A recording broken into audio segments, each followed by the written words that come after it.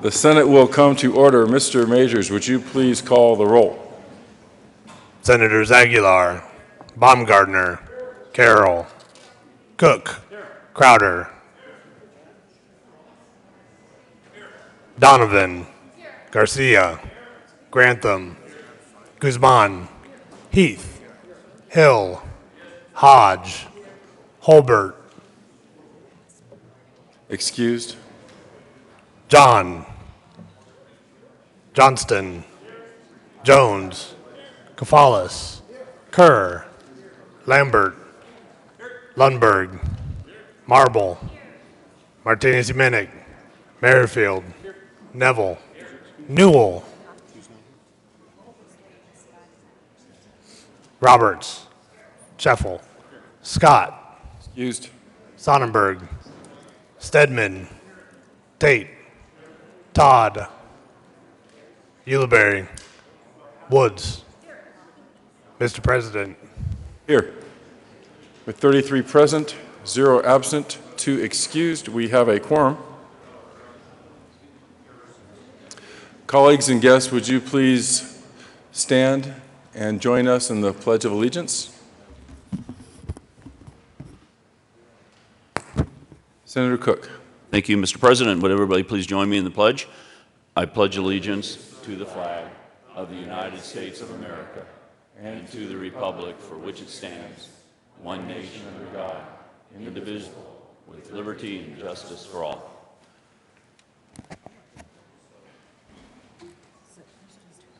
Senator Merrifield. Thank you, Mr. President. I move that the reading of the Journal of Wednesday, April 13th, 2016 be dispensed with, and that the Journal be approved as corrected by the Secretary. You have heard the motion. All those in favor say aye. Aye. Those opposed, no. The ayes have it. The motion is adopted and the Journal is approved. Committee reports. April 13, 2016, Committee on Health and Human Services, after consideration, the Mayor's Committee recommends following Senate Bill 162 be amended as follows and also amended before the Committee of the Whole favorable recommendation.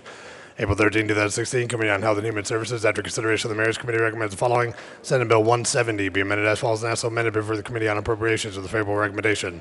April 13, 2016, Mr. President, the Committee on Judiciary is after consideration is after hearing on the following appointment recommends the appointment be placed on the consent calendar and confirmed. Member of the Colorado Commission on Judicial Discipline, effective July 1st, 2015, for a term expiring June 30th, 2019. Sonia Ann Negrete Wynn of Pueblo, Colorado, to serve as a non-attorney appointed. April 13, 2016, Committee on Judiciary, after consideration, the Mayor's Committee recommends following House Bill 1260 be amended as follows and also amended before the Committee of the Whole favorable recommendation. April 13, 2016, Committee on Judiciary, after consideration, the Mayor's Committee recommends the following House Bill 1278 be referred to the Committee of the Whole favorable recommendation with the recommendation be placed on the consent calendar. April 12, 2016, Committee on Transportation. After consideration of the mayor's committee recommends the following. House Bill 1298 be referred to committee of the whole with favorable recommendation, with the recommendation be placed on the consent calendar. April 12, 2016, Committee on Transportation. After consideration of the mayor's committee recommends the following. Senate Bill 173 be referred to the committee of the whole with favorable recommendation, with the recommendation be placed on the consent calendar. April 13, 2016, Committee on State Veterans and Military Affairs. After consideration of the mayor's committee recommends the following. Senate Bill 176 be referred to committee of the whole with favorable recommendation. April 13, 2016, Committee on State Veterans and Military Affairs. After consideration of the mayor's committee recommends the following. House Bill 1296 be postponed indefinitely. April 13, 2016, Committee on State Veterans and Military Affairs. After consideration of the mayor's committee recommends the following. House Bill 1309 be amended as follows and as so amended before the Committee on Finance with favorable recommendation.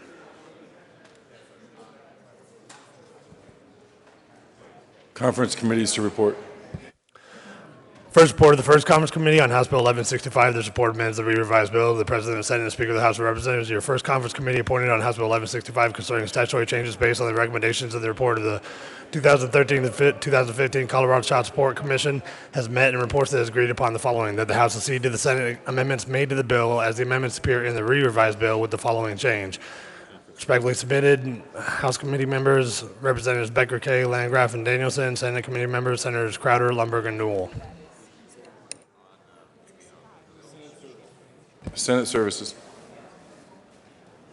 April 14, 2016, correctly printed, Senate Joint Resolution 33, correctly engrossed, Senate Bill 142, Senate Joint Resolution 30, correctly re-revised, House Bill 1379.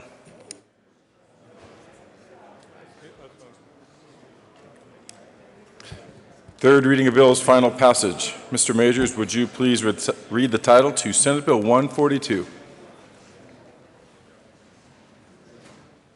Senate Bill 142 by Senator Scott and Representative Wright concerning modernization of election law provisions, connection there with correcting statutory citations, updating terms and procedures to reflect modern elections administrations, conforming state law to federal law, eliminating redundancies and obsolete references and practices, harmonizing duration of residency requirements for certain local government elections, and making an appropriation. Majority Leader Scheffel. Thank you, Mr. President. I move Senate Bill 142 on third reading for final passage. Ask for an aye vote. Is there further discussion? Seeing none, the motion before the body is the adoption of Senate Bill 142 on third reading and final passage. Please add Senator Holbert to the roll.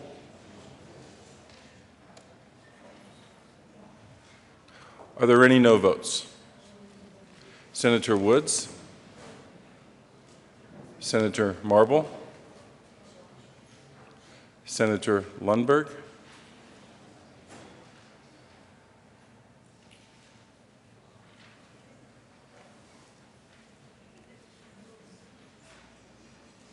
Senator Baumgardner.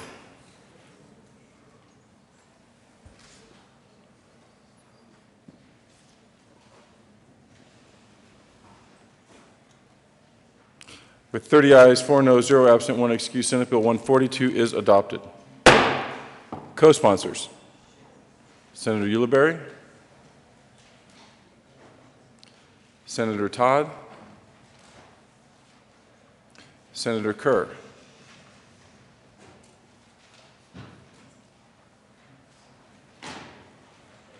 Senator Heath,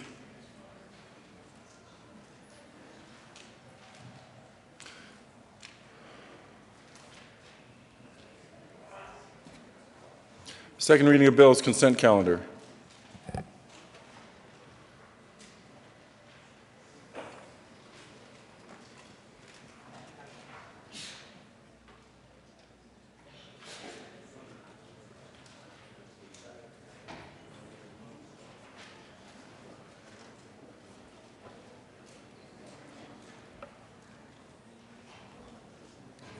Senator Roberts.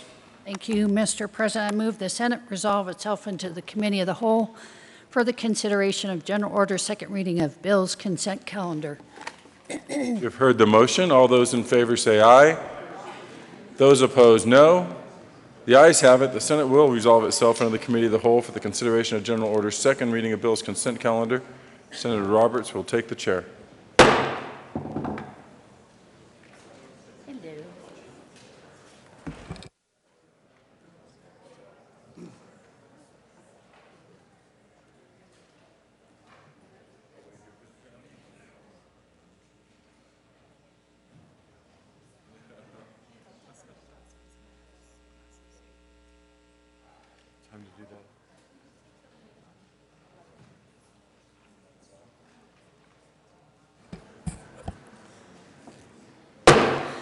committee will come to order and the court rule is relaxed.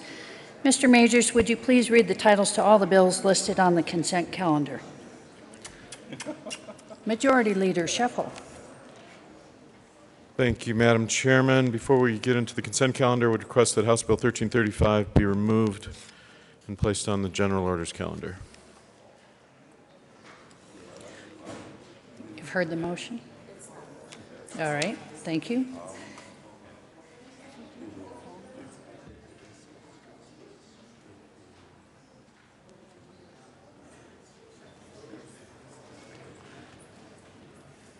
Which one?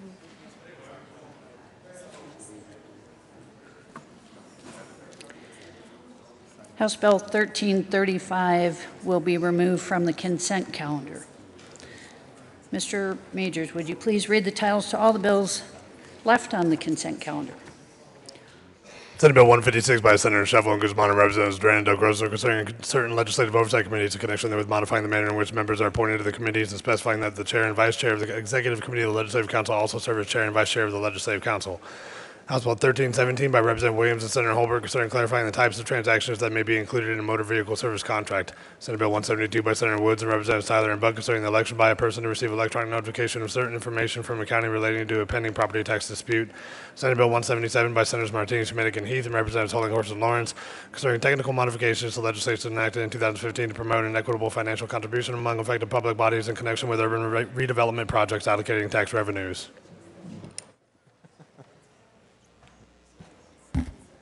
Majority Leader Shuffle.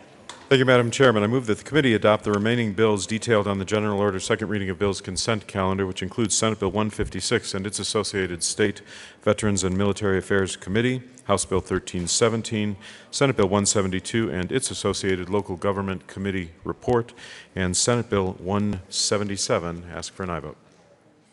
Is there any discussion on any of the committee reports?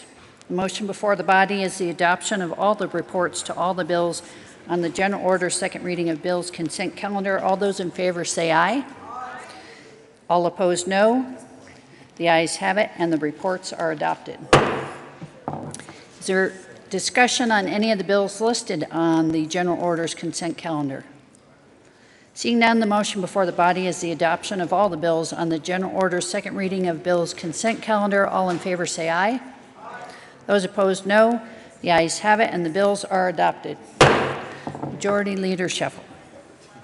Thank you, Madam Chairman. I move the committee rise and report. The motion before the body is to rise and report. All those in favor say aye. Opposed, no. The ayes have it, and the committee will rise and report.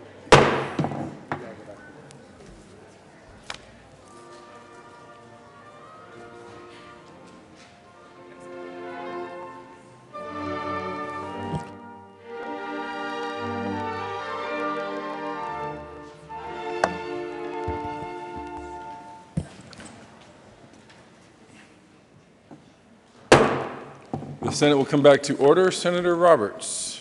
Thank you, Mr. President. The committee has met and had a number of bills under consideration. Mr. Majors, would you please read the report? April 14, 2016, Mr. President, Committee on Ways and reports that in consideration of the following tax bills being second reading thereof makes following recommendations are on. Senate Bill 156 is amended, Senate Bill 172 is amended, and Senate Bill 177 passed on second reading in order to gross placed on the counter for third reading and final passage. House Bill 1317 passed on second reading in order to revise and placed on the counter for third reading and final passage. House Bill 1335 removed from the general order second reading of bills consent calendar and placed at the end of the general order second reading of bills calendar for April 14, 2016. Senator Roberts. Thank you, Mr. President. I move for the adoption of the report. You have heard the motion. Is there further discussion? Seeing none, are there any no votes? With 34 ayes, 0 noes, 0 absent, 1 excused, the report of the Committee of the Whole is adopted. Senate Bill 156 as amended. Senate Bill 172 as amended. Senate Bill 177 passed on second reading and ordered engrossed and placed on the calendar for third reading and final passage. House Bill 1317 passed on second reading and ordered revised and placed on the calendar for third reading and final passage. House Bill 1335 removed from the general orders second reading of bills consent calendar and placed at the end of the general orders second reading of bills calendar for April 14th, which conveniently enough takes us to second reading of bills. Senator Roberts. Thank you, Mr. President. I move the Senate resolve itself into the Committee of the Whole for consideration of General Order, second reading of bills calendar. You have heard the motion. All those in favor say aye. Those opposed, no. The ayes have it. The Senate will resolve itself into the Committee of the Whole for the consideration of General Orders, second reading of bills. Senator Roberts will take the chair.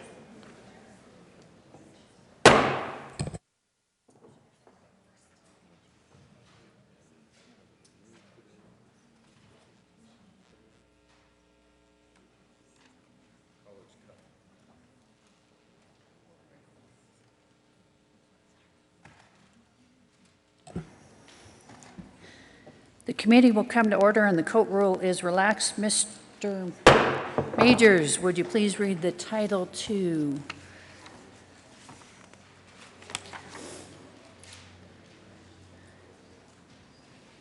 Majority Leader Shuffle.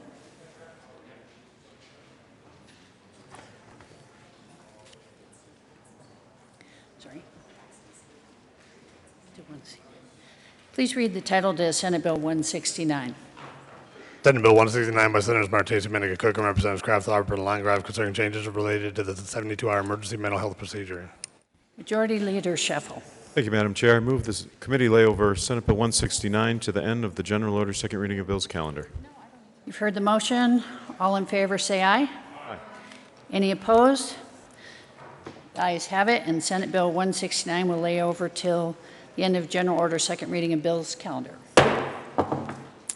Mr. Majors, would you please read the title to House Bill 1156?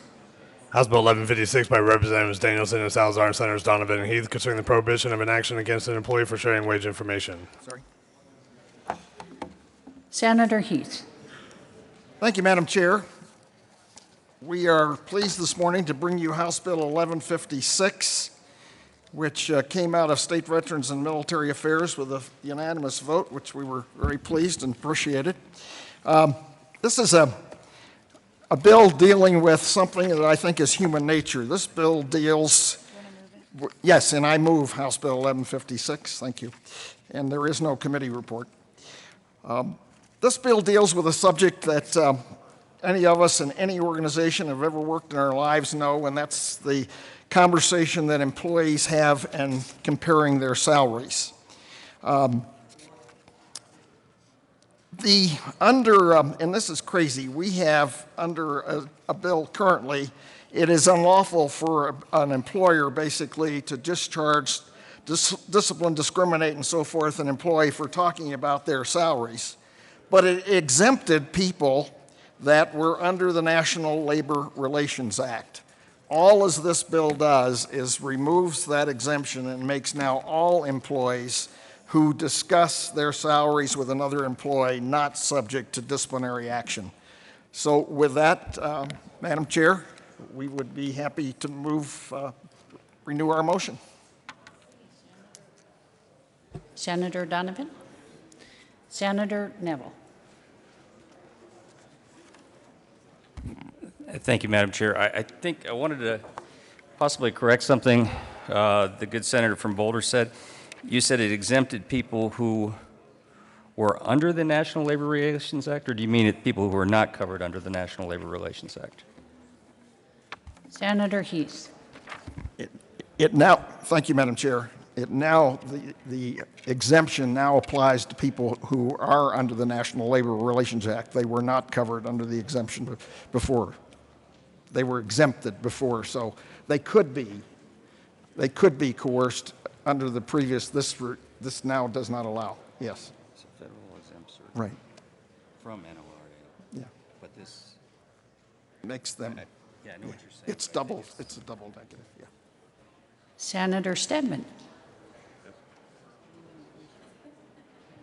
Thank you, Madam Chair. And colleagues, I rise in support of House Bill 1156.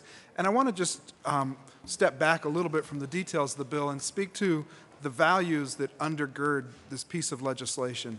This is a policy that finds its roots in candor and honesty and transparency and free speech and the free exchange of information and ideas. And I want to call out those values because actually I think those are the things that actually make for the best legislation that this body and our legislative process produces. When we are transparent about the facts, when we can be candid with one another, when we're not inhibited from discussing the truths and the facts and the policy reasons for why a certain circumstance exists, we can have a more honest conversation and get to a better result. We know that these values work in the legislative process, and what this legislation does is say they should work for everyone just as well in the workplace, that being fair and honest, allowing people to tell the truth and be candid about their circumstances can only result in a better, more informed, more transparent result for everyone. And so I would ask for your support for House Bill 1156.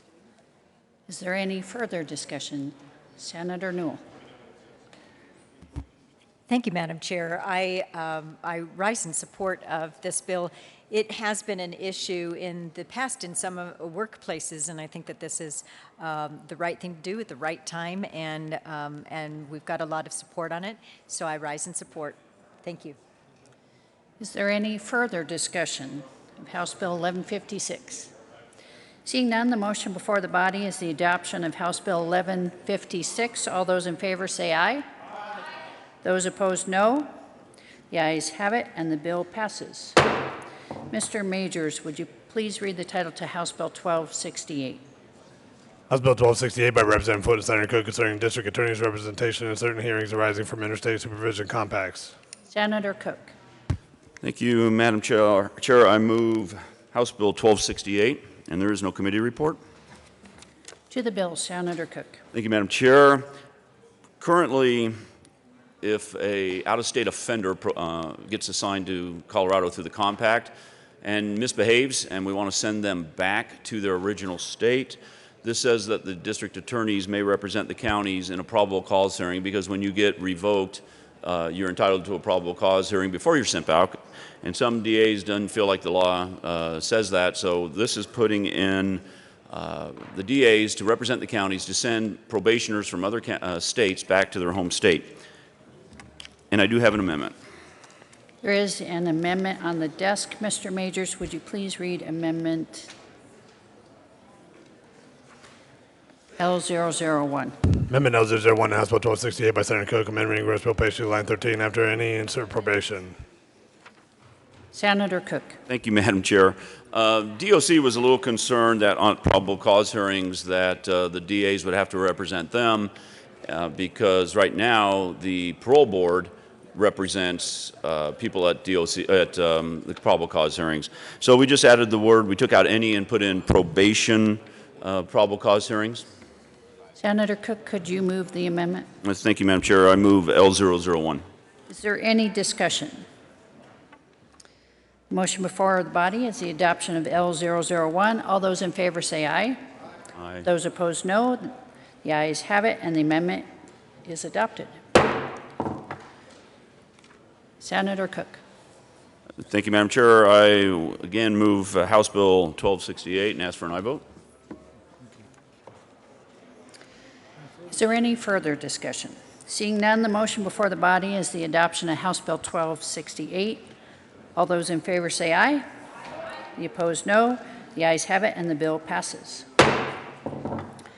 Mr. Majors, would you please read the title to Senate Bill 111? Senate Bill 111 by Senator Lambert, Representative Lundin, concerning authorizing the Colorado Mounted Rangers as certified reserve peace officers. Senator Lambert.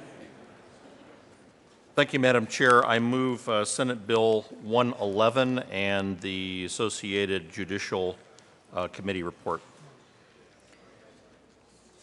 To the committee report. Thank you, members. The committee report is a strike below. We have met with members of law enforcement, county sheriffs, the Department of Public Safety, the Attorney General, the Post Board, and what the J001 or the Judiciary Committee report does is create a task force to study the position and the training for the Colorado Mounted Rangers and other reserve post-certified reserve peace officers in the state of Colorado. I ask for an aye vote on the committee report. Is there any further discussion? Seeing none, the motion before the body is the adoption of the Judiciary Committee report. All those in favor say aye. Aye. Those opposed, no. The ayes have it, and the report is adopted. To the bill. Thank you, Madam Chair. The Colorado Mounted Rangers is an organization that could trace its history back to 1861 at the start of the Civil War. It's been in more or less continuous operation, but what they do is have people with, most of their members are either retired or retired peace officers or people who have had extensive peace officer experience or military police experience. The problem that the state has right now is in recognizing and standardizing the training that they get through the post board, and this also extends to other reserve peace officers that are hired by county sheriffs and chiefs of police on an exceptional basis for things like large public events, sporting events, and other activities where they need some help on an exceptional basis, but not on a daily routine basis. Colorado Mounted Rangers falls in that category. They have taken part, I won't go through all of the specific activities that they have been a part of, but they're pretty well known to law enforcement. We have some law enforcement members here on our own body that can tell you a lot about them. But this is an attempt to get together Department of Public Safety, the Attorney General's Office, and the Post Board to figure out what levels of training they should have as reserve law enforcement officers and make sure that training is standardized, which is what it's in the interest really of both the government and volunteer organizations to do that, to make sure that if they are being used by our police and county sheriffs, that they arrive fully trained, fully equipped to do the job that they're expected to do and do so safely. So I would ask for an aye vote on Senate Bill 111. Is there any further discussion? Senator Crowder. Thank you, Madam Chair. I do appreciate this, and I will be supportive of this. But now, does actually, do they report to a sheriff or a city police? Senator Lambert. Thank you. Thank you for that question, Senator. Yes, they do. In all cases, they do this under a system that we set up a couple years ago for having memorandums of understanding with actual, law enforcement officers. They serve at their pleasure when they're requested to do so through that MOU process. In some cases, those MOUs are transferable to other departments or other counties that have similar MOUs. So if one is certified in one, there is some transferability of that in case of an emergency. But the MOUs themselves are pretty easy to set up. In the case of the major response to the floods in the city of Milliken, Milliken had only about 2 or 3 law enforcement officials when they basically went underwater for about 2 or 3 weeks. The town of Milliken really did not know anything about the Mounted Rangers at the time, but Weld County did. So they went to Weld County and said, well, how can we get help with this? They said, call the Mounted Rangers. They signed an MOU, and they had several dozen, I believe, Mounted Rangers there on a voluntary basis and basically stayed with them full-time for 3 weeks to do search and rescue or all the other activities that they would normally do because there were no roads in and out. It was all emergency procedures. So it's all under MOUs, which also puts them sort of under the jurisdiction of the local law enforcement organization. Senator That brings me Crowder. to my question. Could this not be extended to the state as far as jurisdiction? Senator Lambert. So in other words, you have county, Back to Senator city, Crowder. and state.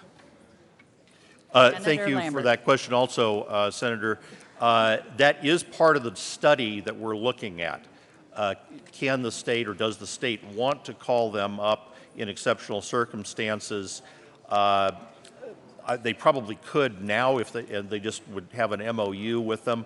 But when we talk about the types of operations where the state would call them up, it may be a statewide disaster. It may be something like the floods, forest fires, whatever major statewide events. They have participated in, I believe, traffic control for major ski events or bicycling events, things like that, where it may be appropriate for them to have an MOU with CDOT, for instance, where CDOT has jurisdiction over certain areas of highways. That's part of what we're trying to study, and what level of peace officer certification is necessary for that type of mission. So we've also found out that there are what we call reserve peace officers now that work either for city police or county sheriffs.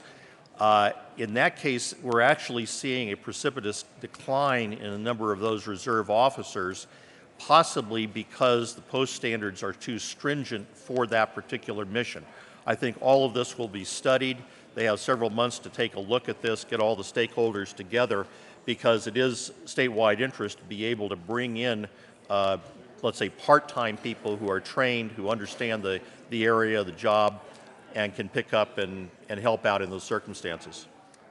Thank you. Senator Crowder. Okay. All right. Is there any further discussion on Senate Bill 111? Seeing none, the motion before the body is the adoption of Senate Bill 111. All those in favor say aye. Aye. Those opposed, no. The ayes have it, and the bill passes. Mr. Majors, would you please read the title to Senate Bill 169?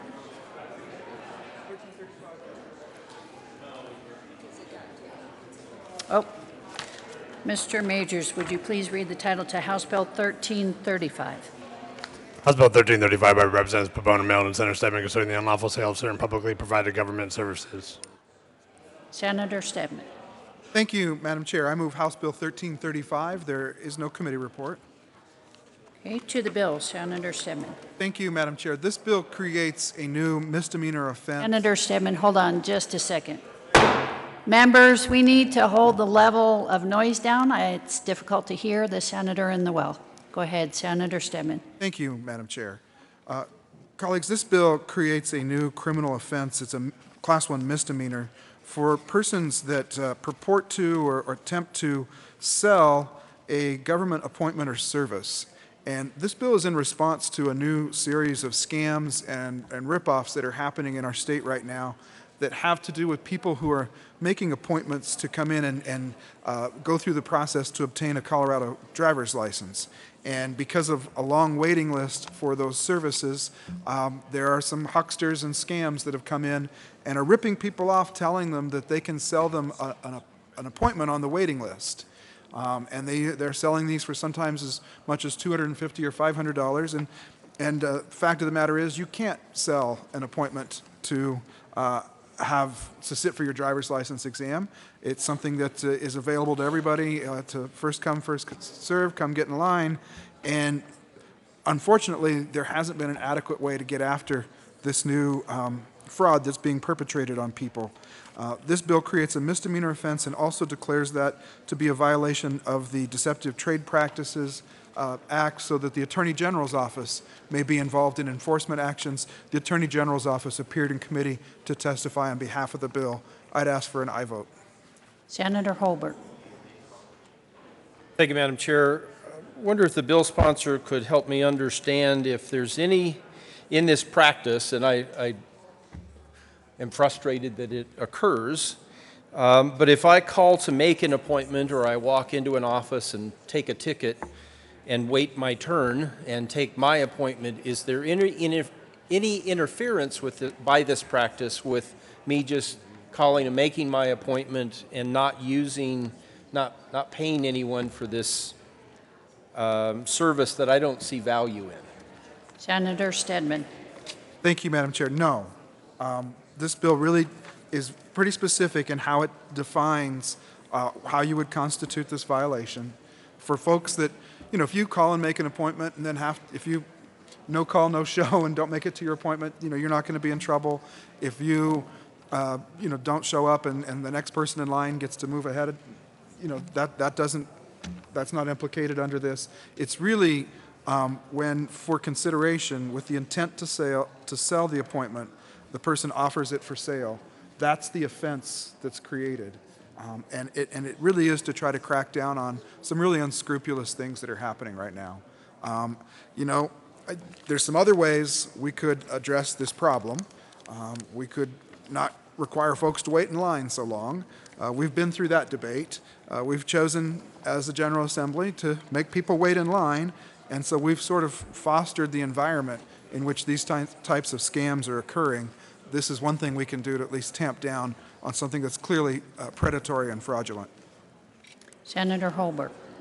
Thank you, Madam Chair, and I appreciate the sponsor offering that insight.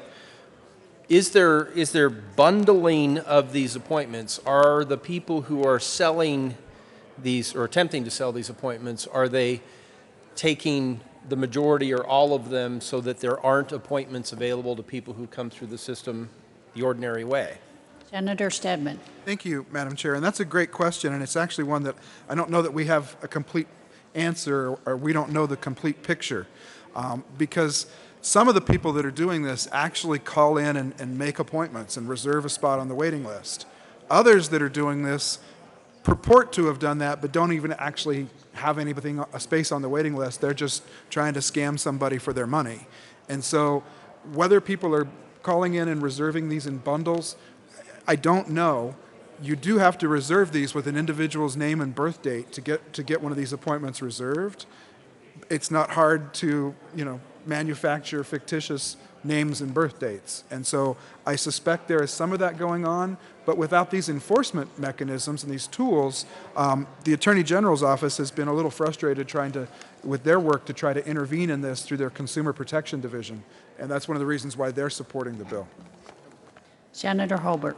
Thank you, Madam Chair. My last question is, if the people who are obtaining these appointments are then trying to sell them to other residents of Colorado, how do they find those people? How do they come in contact with someone who actually wants to obtain that appointment? Senator Stedman. Thank you, Madam Chair. I understand there are online bulletin boards, social media posts, ads in Facebook pages and things like this, Craigslist, all these sorts of online forum where these services are advertised.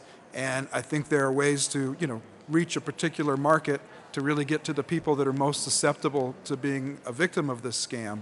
And that's where some of this is happening. Senator Tate.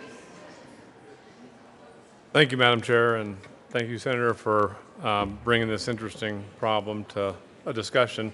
You mentioned about the DMV situation where I think most, at least in my county, you get tickets as part of your waiting queue. Describe, I know Senator Holbert was talking about appointments, but here in a DMV situation, you're taking a ticket. If you could describe to me what your perception of the problem is vis-a-vis people getting tickets at a DMV, I'd appreciate it. Thank you. Senator Stedman. Thank you. Senator, this is not a problem that you or I are likely to fall victim to. Because we're able to walk into the DMV and pull the little ticket from the dispenser and wait our hopefully 15 minutes or less, and we're working hard to bring those wait times at the DMV down. But there are a class of Colorado residents that don't have that right. They may not obtain a Colorado driver's license or identification card without going through a specialized program that's only offered in 3 locations where the waiting list is 6 months to a year long for them to access those services. And it's people that are obtaining a driver's license or an ID card under the provisions of Senate Bill 251 from 2013. And we have made certain decisions in our budgeting process that have limited the access to those services. We have created the long waiting lists. The folks that want this service are willing to pay the fee to completely fund 100% of it, And we've held them at bay and forced them to be in this waiting list situation where now predators are taking advantage of them. And so this is intended to address a particular context in which this scam is occurring. It isn't happening to the citizen that walks in and pulls the little paper ticket at the DMV. These are the folks that are making online or telephone appointments and struggling mightily to get those appointments. Senator Neville. Thank you, Madam Chair. Question for the sponsor. So if I had someone go into queue and get a ticket for me, and I was willing to pay them for their time and trouble, technically, under this statute that you're proposing, would I be in violation, or would that person be in violation for taking remuneration for their time and trouble? Senator Stedman. Thank you. The way the bill is written is if you make a reservation and then attempt to sell that reservation, you are committing an offense under this act. And so, you know, I don't think there's any problem with somebody going online for somebody else and putting in their name and getting them into the queue and making, you know, not everyone has internet access or a computer. And so I think it's fine for me to go put your name in the queue. But if I put a fictitious name in the queue and then tried to sell it to you, or even if I put my name in the queue and then tried to sell my appointment to you, that would be an offense under the act. Senator Neville. Just concerning the average ticket, I know we're trying to get down to 15 minutes, but sometimes it's longer than that. And we have somebody come in and basically take a spot in our line. I mean, would that be a violation? Because I don't see where there's a differentiation per se. It just says an appointment, but when we get that ticket, that's pretty much a de facto appointment to be in line. So if I had somebody do that, and they took a number, and then I took that number from them, and they called me and said, yep, you're up, come on over, and I gave them a few dollars for their time and trouble, would that be a violation? Senator Stedman. Technically, yes. Now, would there ever be an enforcement action in that situation where you paid a friend to go do you a favor and get in line for you because you couldn't get there sooner? That's not the situation we're trying to address. We're trying to address a very real and very predatory online scam that's happening against certain people that are forced to wait for a long time for these appointments. I think a casual thing that happens in the lobby of the DMV with the paper tickets, and you pay somebody to wait in line for you because you can't get there on time and you're afraid they're going to close or something, and so you sent someone ahead. I don't think that would ever be prosecuted. Who would ever complain? But we are seeing complaints about what's happening with these appointments for the Senate Bill 251 driver's licenses. There is a very active and aggressive ring of scam artists that are preying upon people, and that's what we're trying to get at. Senator Tate. Thank you, Madam Chair. Just a quick follow-up clarification question. In all these cases, are fictitious names being put into the queue so as to create the hold, and then those names are replaced later by the purported customer? Senator Stedman. Thank you. That is one fact pattern that arises, but also there are folks that have put the victim's name in the queue. They've just said that, you have to pay me $250 to get into this queue. And they've gone and purported to sell this service as a broker of government services, where they're not putting fictitious names in and making, extra reservations. They're still, however, holding themselves out as a broker that's selling access to government services that everyone should be able to walk right in and obtain or make your own appointment. And so we're trying to, there's these fraudulent operations are targeting folks that are vulnerable, that aren't as sophisticated to understanding how some of these systems work. There may be language barriers that are also part of why this is happening. But there is a definite set of bad actors out there that this bill is trying to address and provide the Attorney General's office with an enforcement mechanism to help put a stop to that. Is there any further discussion? Seeing none, the motion before the body is the adoption of House Bill 1335. All those in favor say aye. Those opposed, no. The ayes have it, and the bill passes. Mr. Majors, would you please read the title to Senate Bill 169? Senate Bill 169 by Senators Martinez, Minnick, and Cook, and Representatives Kraft, Harper, Landgraf concerning changes related to the 72-hour emergency mental health procedure. Majority Leader Shuffle. Thank you, Madam Chairman. I move the committee lay over Senate Bill 169 to April 15th. Okay, the motion before the body is to lay over Senate Bill 169 till April 15th. All those in favor say aye. Those opposed, no. The ayes have it, and Senate Bill 169 will lay over till April 15th. Majority Leader Shuffle. Thank you, Madam Chair. I move the committee rise and report. The motion before the body is to rise and report. All those in favor say aye. Those opposed, no. The ayes have it, and the committee will rise and report.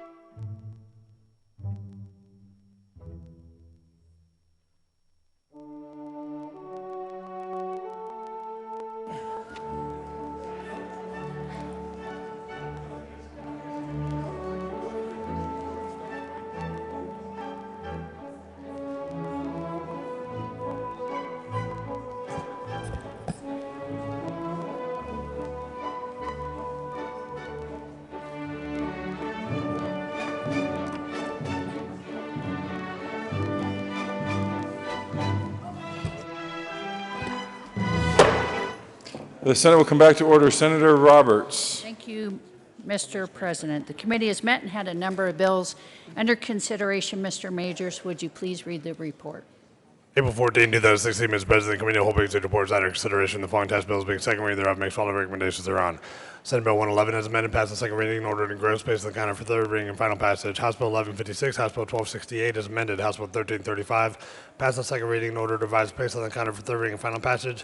Senate Bill 169 as amended laid over until April 15, 2016, retaining its place on the calendar. Senator Roberts. Thank you, Mr. President. I move for the adoption of the report. You've heard the motion. Is there further discussion? Seeing none, are there any no votes?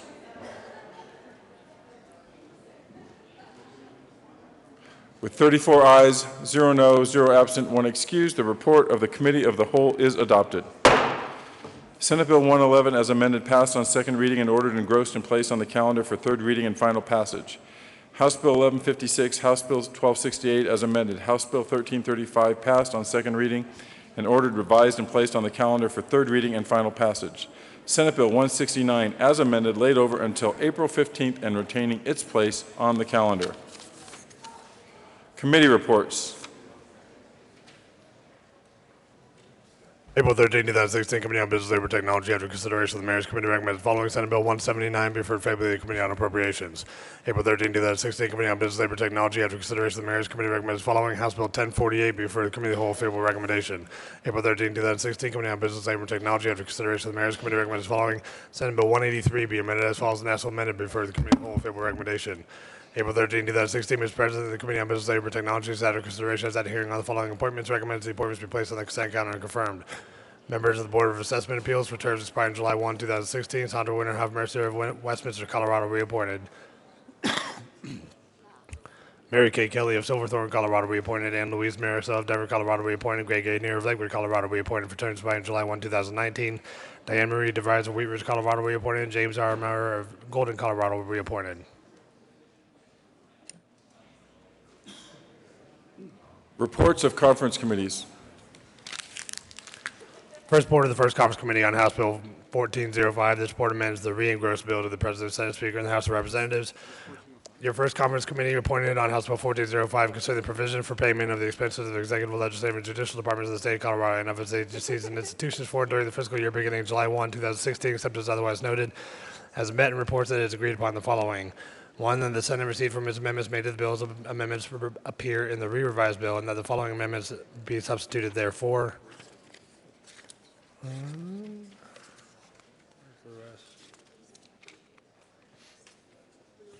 Respectfully submitted, House Representatives Hamner, Young, and Rankin, Senators Lambert, Grantham, and Stedman.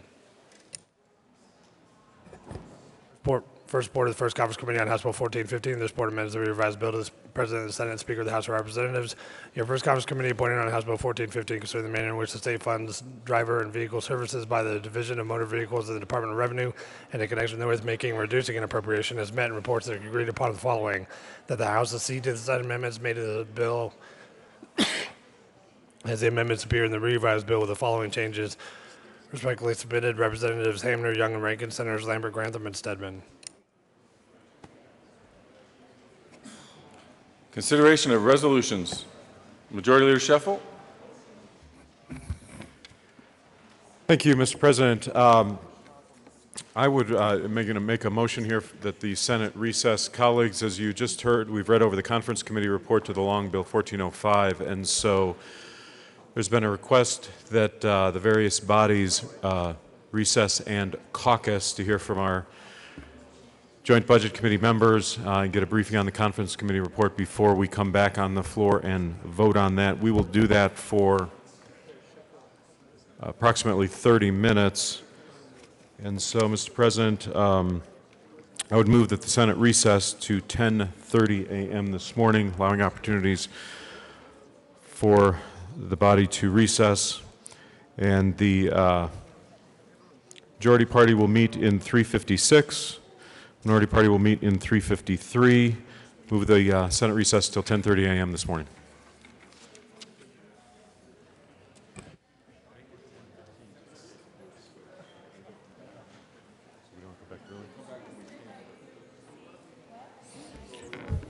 Okay.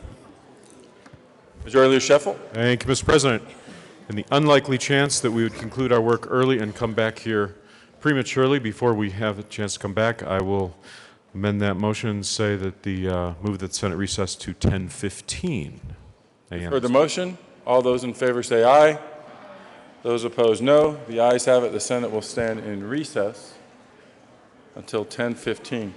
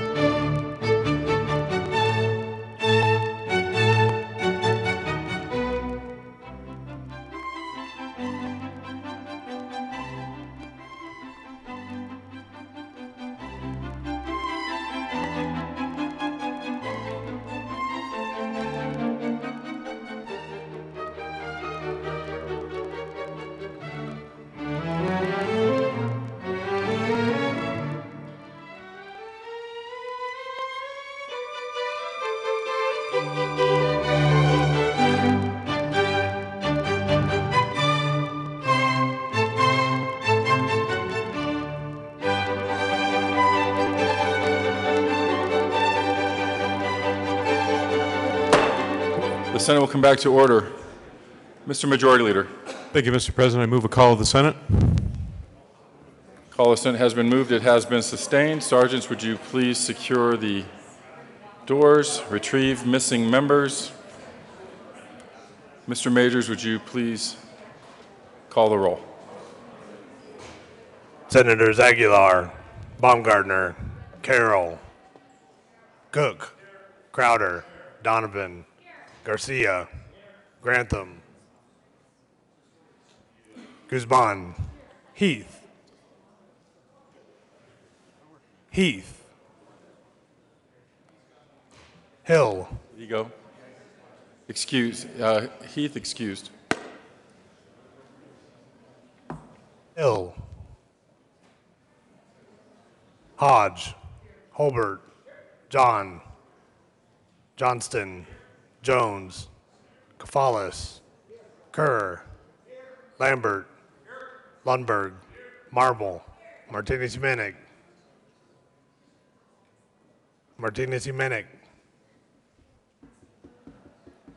Merrifield, Neville, Newell, Roberts, Sheffel, Scott, Excused. Sonnenberg, Stedman, Tate, Todd,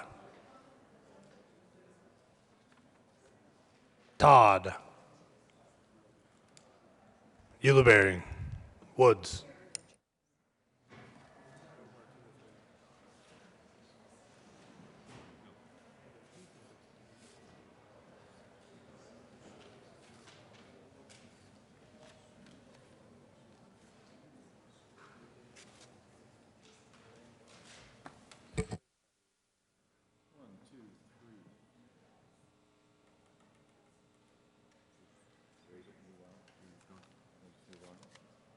We're just going to do the tribute. Mr. Majority Leader. Thank you, Mr. President. I move the call be raised. Without objection, the call will be raised. Mr. Majority Leader. Thank you, Mr. President. At this time, I move that the Senate proceed out of order for the purposes of hearing a tribute presented by the President. You've heard the motion. All those in favor say aye. Those opposed, no. The ayes have it. The Senate will proceed out of order.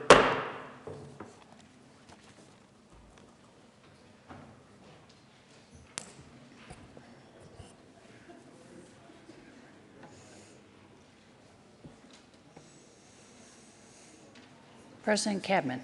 Thank you, Madam President. Colleagues, thank you for indulging me this morning. I wanted to have you help me welcome some folks that I'm going to recognize. They made the trip up from Colorado Springs, specifically at my invitation when I heard of their achievement, and they are returning to the Colorado Springs here in just a few minutes. So I'm going to share the tribute and then just a little information about them. The Senate of the Colorado Legislature convened in the second regular session of the 70th General Assembly hereby extends heartiest congratulations and commendation to the Vanguard School Junior High TARC team. The Colorado Senate congratulates the Vanguard School Junior High TARC team, who will be competing in the Team America Rocketry Challenge, TARC, the largest rocket contest in the world. This team represents one of 100 finalists out of nearly 800 teams, comprised of 7th through 12th graders across the country. The Vanguard School Junior High TARC team represents the only team in Colorado and the only team in a 9-state region competing in the finals. This is in keeping with the legacy in rocketry of the Vanguard School, which has had 8 TARC finalists in the last 10 years and has participated in the NASA-sponsored Student Launch Initiative. The members of the Colorado Senate and the entire state of Colorado stand in support of the team as it competes on the national level, and we wish these students every success in their future. Of course, given today, April 14th, 2016, your state capital, signed by myself, President of the Senate. Welcome, congratulations.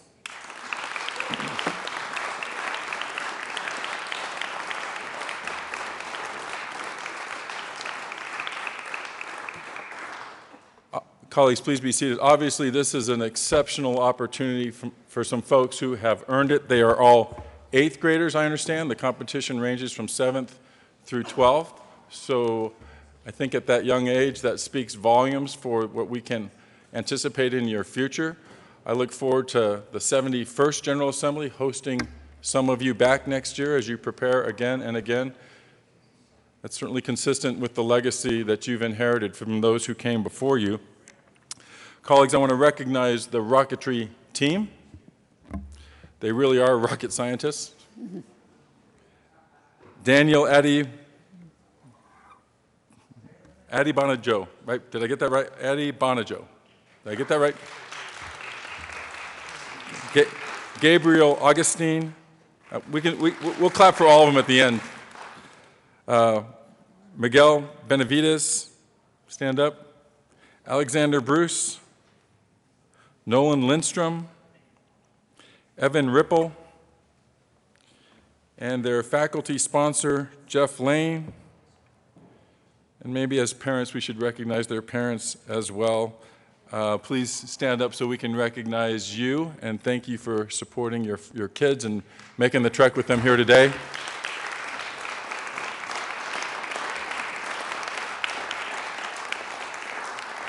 The only team in a 9-state region, so you're representing more than Colorado. You are expected to bring home great things for the entire region.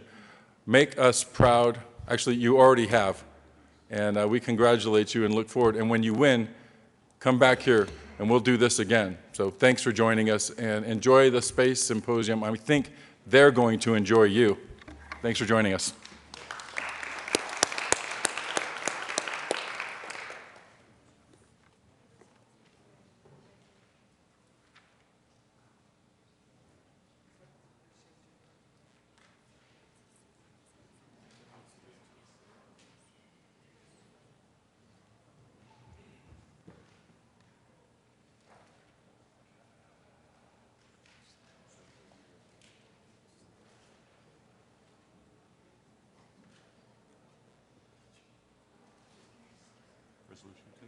Consideration of resolutions.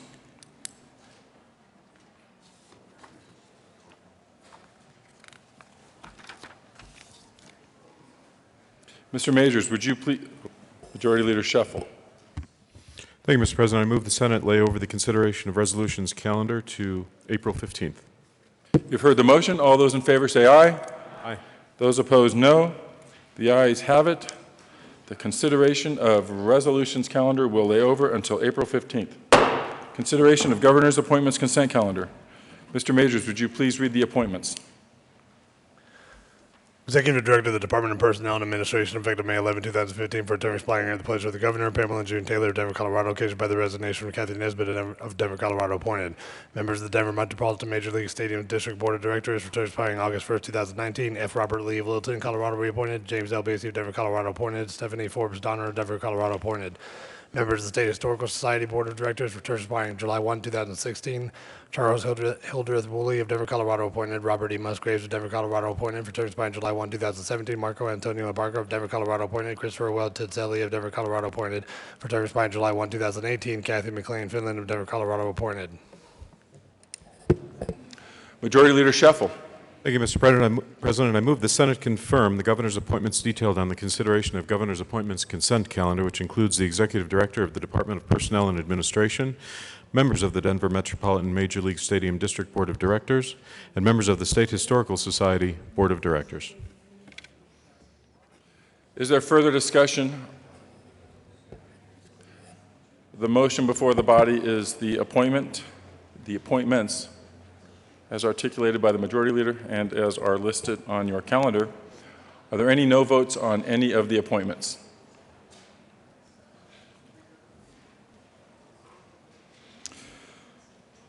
With 34 ayes, 0 no, 0 absent, 1 excused, Pamela June Taylor is appointed as a member of the Executive Director of the Department, is appointed as the Executive Director of the Department of Personnel and Administration. With 34 ayes, 0 no, 0 absent, 1 excused, Robert Lee James Basie and Stephanie Forbes are appointed as members of the Denver Metropolitan Major League Stadium District Board of Directors.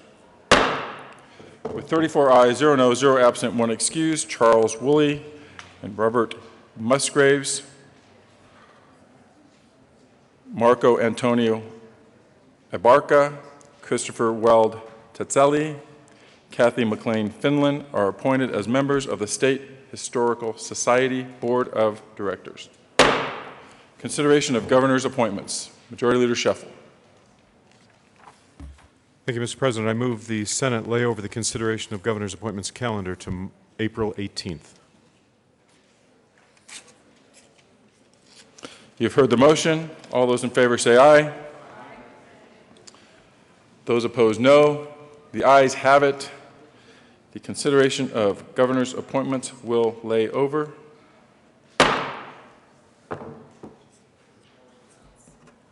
Announcements. Senator Johnston.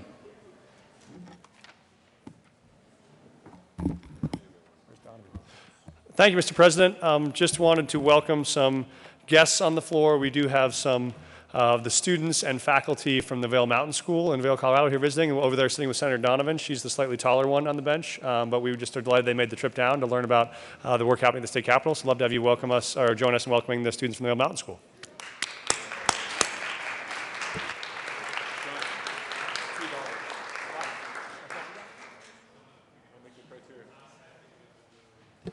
Senator Lundberg. Thank you, Mr. President. Members, the committees will be meeting as scheduled with the exception of in Health and Human Services Committee, House Bill 1377 will not be heard today. Further announcements. Senator Newell. Thank you, Mr. President. Members, today you got this on your desks. This brown paper bag that says, help support our troops. In Littleton, we have Heritage High School, which is putting together students from Heritage High School, and they are making care packages to send to the troops overseas. To help the students, Representative Conti and Senator Tate and I are having a little bit of a competition between the House and the Senate. And what we are doing is asking you to donate on the back of the sheet. There are a list of items that, that they are looking for. So if you could please put these in brown paper bags and then bring them back by Wednesday, April 27th. Thank you so much. Further announcements. Senator Grantham. Thank you, Mr. President. Ask for a moment of personal privilege. Granted. Thank you, Mr. President. Folks, just to let you know, I do have a guest on the floor today, and if you get a chance to come over and meet him, please do. His name is Tim Payne. He's the Fremont County Commissioner, and I appreciate having him up here today. Tim, welcome to the for being Senate. here. Senator Grantham.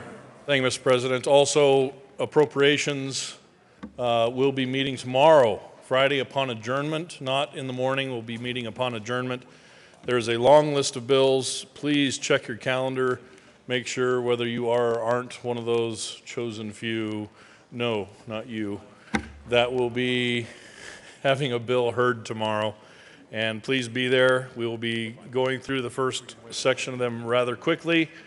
But then committee members, we will be there for probably a little while on the last bill of the day, Senate Bill 178. So please be ready for a little bit of an adventure tomorrow. See you then. Further announcements?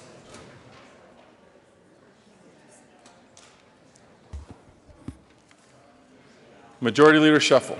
Thank you, Mr. President. Colleagues, we are going to leave the desk open, anticipating how bills come over from the House. You do not need to return. We'll just be reading them over and assigning them.